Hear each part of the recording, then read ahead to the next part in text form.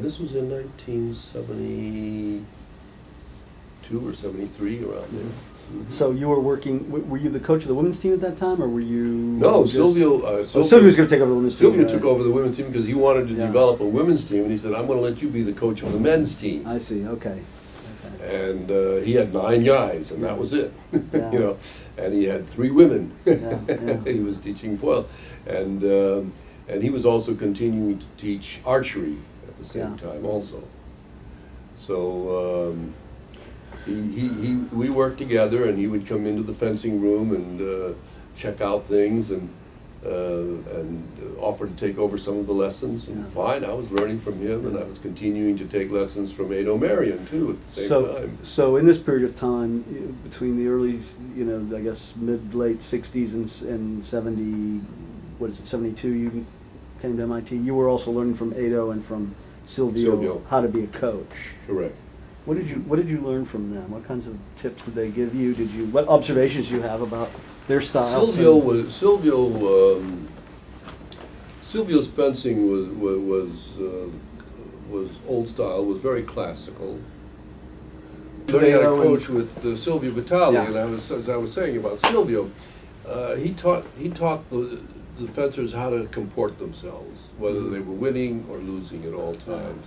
And at the same time, I was learning from Marion, and he went at it a different way. His attitude was that you shouldn't give the opponent a chance. And no, you didn't always have to be a gentleman.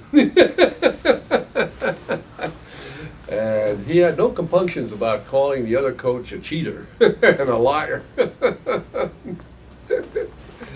So there were 2 completely different styles, and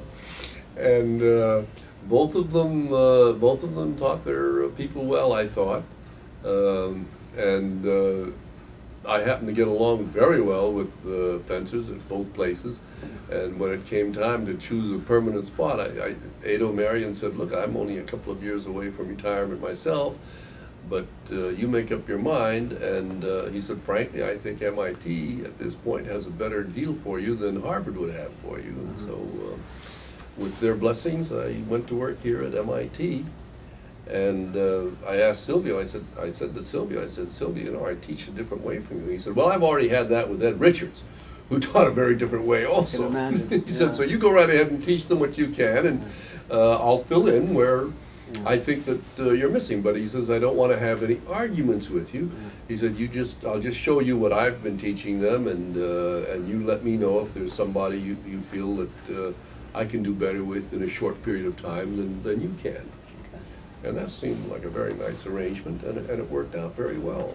So you were developing your own coaching style. I was, yes, Yeah. very definitely. And was it just your intuitions? It was purely from my past observations, my past experiences, seeing how other coaches worked with their students and so on, and what I had also learned from the combat sports too. Mm-hmm.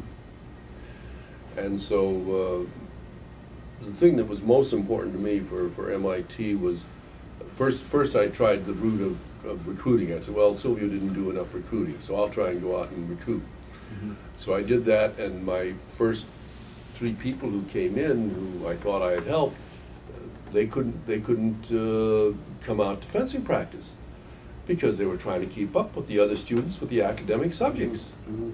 And so I was getting them only once a week. Well, what can you teach them if they're only coming once a week? If they're only coming once a week, it's recreational.